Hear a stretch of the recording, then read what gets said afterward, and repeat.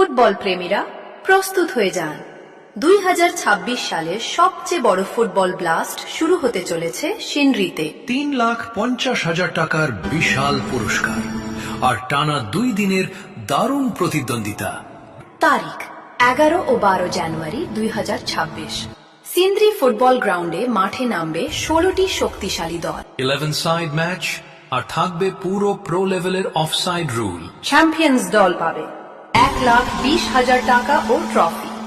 Runners up দল পাবে 1 লাখ টাকা ও ট্রফি। তৃতীয় ও চতুর্থ দল পাবে 65,000 টাকা ও ট্রফি।